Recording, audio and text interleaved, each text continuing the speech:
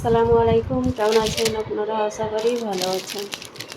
আলহামদুলিল্লাহ আমরা ভালো আছি। এই যে আর একটা নতুন ভিডিও নিয়ে চলে আসলাম। আর এই মানিকজোড় দুটো আর ছোট বোনের দুটো বাচ্চা, ওরা আমার বাবু পড়তেছে, ওরা ওইখানে যে বইগুলো ঘাঁটাঘাঁটি করছে, পড়তেছে যেন কত পড়তেছে ওরা ওইগুলোকে। আর এটা সকাল সকাল রান্না করতেছি, সকাল 7টা বাজে রান্না করতেছি। আজকে চলে যাবে, বোম্বে চলে যাবে, সেই জন্যে আমরাও সব তুলতে যাব, খড়গপুরে যাব। গাড়ি বলে দিয়েছে, গাড়ি করেই যাব। ট্রেনে করে গেলে পরে আসার সময় একটু পেরেশানি হব, সেই জন্যে গাড়ি বলে দিয়েছে। যখনই যাই, এখান থেকে নিয়ে যাই, তখনই গাড়ি করেই আমরা যাই। গাড়ি বলে দেয় যাই, আর খড়গপুরে তুলতে যাই। আমাদের এইখানে যদি স্টেশনে যদি ওদের গাড়ি আসতো কোনো পেরেশানি হতো না, 5-10 মিনিটের রাস্তা ছিল। কিন্তু আমাদের ঘরে খড়গপুরে যেতে হবে, 2.5-3 ঘন্টা লাগে। খড়গপুরে 3 ঘন্টা লাগে 4 চাকা করে গেলে। আর এই যে চিকেন করে দিচ্ছি এয়ার ফ্রায়ে, তান্দুরি চিকেন বানাচ্ছি। চালের আটা রুটি করেছি, মানে আমার বোন একদিন আগে ও করে নিয়েছিল, আমি এদিকে রান্না করছিলাম। ওকে বলুন চালের আটার রুটি কর, খাওয়া হয় না চালের আটার রুটি। আমার অ্যালার্জির জন্য আমি বেশি আটা ঘাঁটতে পারি না, সেই জন্য আমি কম করি। সময়ে বছরে একবার করি, ও ছিল বলে আমি বললাম তাহলে চালের আটার রুটি কর, আমি এইদিকে রান্না করি, তুই এইদিকে সকালবেলা চা করে এলে তার নিয়েও যাবি আর ঘরেও খাওয়া হবে। এই তো 1 হাঁড়ি হয়েছে, আমরা 2-3 দিন ধরে খেতে পারবো। ও নিয়ে যাবে, যতটা নিয়ে যাবে, আর আমি ফ্রিজে রেখে দিলে পরে খাওয়া যাবে। আর এই যে দুদিকে দুটো চুলো জ্বেলে দিয়েছি। আমার ছোট চুলো হয়ে গেছে, আমি বহুত পেরেশানিতেই আছি। ছোট চুলো, বড় চুলো হলে জলদি জলদি চারদিকে দিয়ে দিব, হয়ে যাবে। কিন্তু ছোট চুলো মানে 2 চুলো লেট করেই হয়ে যাচ্ছে, একটার পর একটা হয়েই চলেছে। এখানে চিকেন কষা করছি, ও ভাত নিয়ে যাবে, ভাত দেবো, চিকেন তান্দুরি দেবো, সয়াবিনের টিকিয়া বেনিয়েছি দেবো। তারপরে ওই যে আন্ডার পিঠে বেনিয়েছি, ওইটাকে ও নিয়ে যাবে, ট্রেনেতে খাবে, সন্ধ্যের নাস্তা হয়ে যাবে ওদের। আর আমরা ওখানে যাব 11:30টার সময় করে আমরা বেরোবো।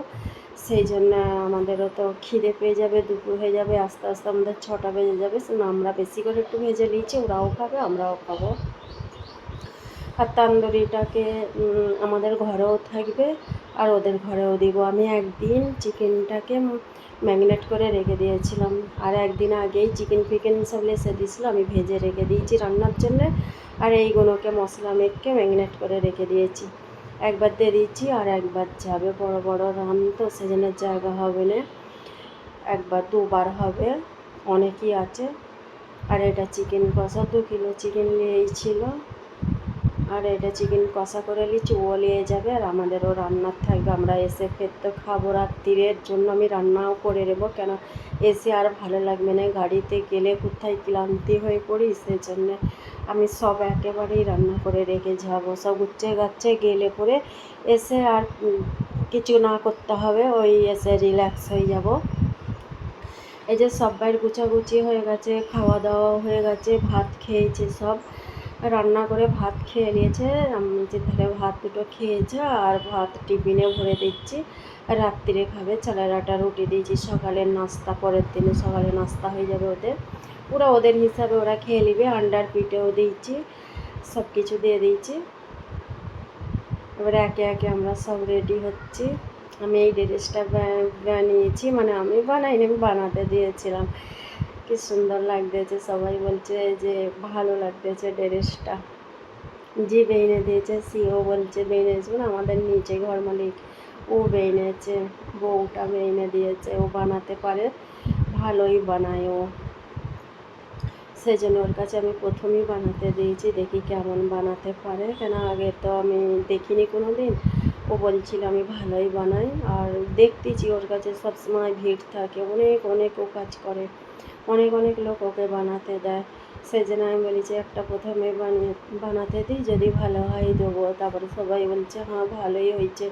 আর হাজব্যান্ড বলছে তুমি এই ড্রেসটা পরে বদলে গেছে, তোমাকে তো বোঝাই যায় না, ও তো অন্য হয়ে গেছে। এই যে আমি আমার বন্ধুজনে নিয়ে চলে এসেছি, গাড়ি এইখানেই আছে। আমার হাজবেন্ড আর বাবু এক ড্রেস করেছে, দু বাপ বেটায় বোঝা যাবে না যে দু বাপ বেটায় আছে এখানে। এই যে দু বাপ বেটা, এটা আমার বাবু, ওইটা আমার হাজবেন্ড। একই লাগতেছে দুজনকে দূর থেকে। আর এইটা আমার বোনের ছোট ছেলে। বড়টা গাড়িতে উঠে পড়েছে, আমাদের গাড়ি ছেড়ে দিয়েছে, আমরা যাচ্ছি খড়গপুরে যাব। এই যে আমরা যে জায়গায় থাকি এটা হলো 9 নম্বর রোজা।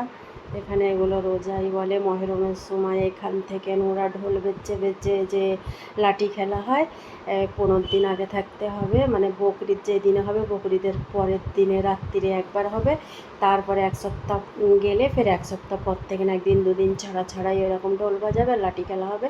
এখান থেকে যাবে যে ময়দান আছে ওখানে বন্ধ, ওখানে পুরো খেলে এখান থেকে মানে স্টার্ট করে ওখানে যে খেলবে, ওখানে খেলা হয়ে গেলে ফের এইখানে এসে বন্ধ করবে। এক এক বস্তিতে এই যে এইগুলো সব বানানো থাকে, এক এক বস্তিতে থাকে।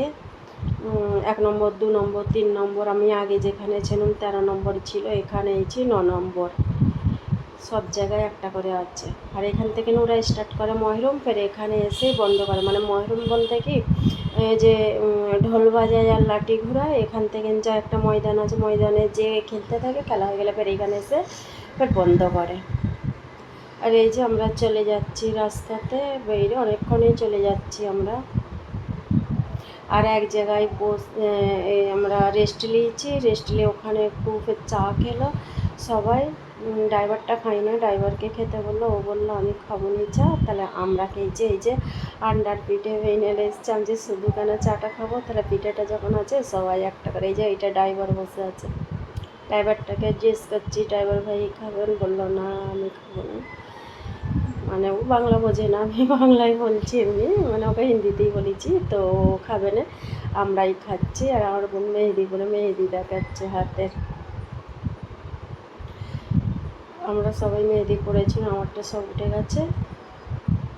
আর এই যে চা দিয়েছে, চাটা দিয়েছে, মশলা দিয়েছে, মশলাটা তো চায়ের পাতার সঙ্গেই দিয়ে ফুটাবে, এরা ওপরে মশলা দিয়েছে পুরো যেন কাঠগুঁড়ো ওপরে ছড়িয়েছে। বেকার দেখাচ্ছে চাটা দেখতে, মানে খেতে ইচ্ছা করবে না। ওপরে যে কালো পাউডার লাগতেছে যেন কাঠকয়লা গুঁড়োকে নিয়ে ওপরে দিয়েছে, কিন্তু বেকার চা। ওইটা যদি না ওপরে দিত, যদি চা পাতার সাথে দিত, ওইটা খেতে টেস্ট লাগতো। তো ওপরে যখন ওইটা দিয়েছে খেতে বেকার লাগতেছে, মানে দেখতে বেকার লাগতেছে। এই যে আমাদের ট্রেন এসে গেছে, ওদের ট্রেনে উঠতে দিয়েছি, ওঠার পরে ট্রেনও ছেড়ে দিয়েছে, ব্যাস ওরা ওদের রাস্তা, আমরা আমাদের রাস্তা। এলে ভালো লাগে, যাবার সময়তেই খারাপ লাগে। ঘর পুরো ভর্তি ছিল, আমাদের ঘর পুরো ফাঁকা হয়ে গেছে।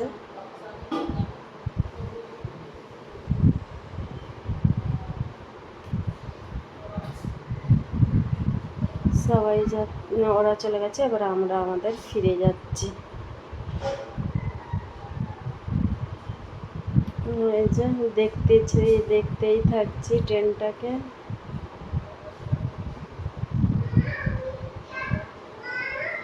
স্টেশন ফাঁকা হয়ে গেছে, একটু আগে স্টেশনটা পুরো ভর্তি ছিল লোকে, যত লোক ছিল সব এই গাড়িতে উঠে পড়েছে, সেই জন্য স্টেশনটা ফাঁকা হয়ে গেছে। এবারে ফের যখন গাড়ি আসবে তখন ভরে যাবে। আর খড়গপুরের স্টেশন বহুত লম্বা, স্টেশন অনেক অনেক লম্বা। এখান থেকে হাঁটতে গেলে মনে হয় একটা বস্তি থেকে আর একটা বস্তি পৌঁছে যাবো, তো স্টেশন খতম হবে না, পা ব্যথা করে যাবে এইখানে স্টেশনে, মানে ফুল যদি স্টেশনটা যেতে থাকি।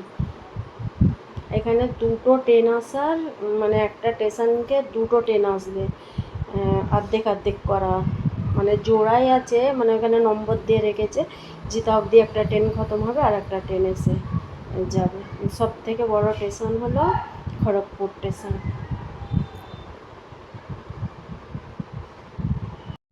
সব থেকে বড় বলতে সব থেকে মানে এই কটা স্টেশনের মধ্যে এখানের এই স্টেশনটা সব থেকে লম্বা, অনেক লম্বা।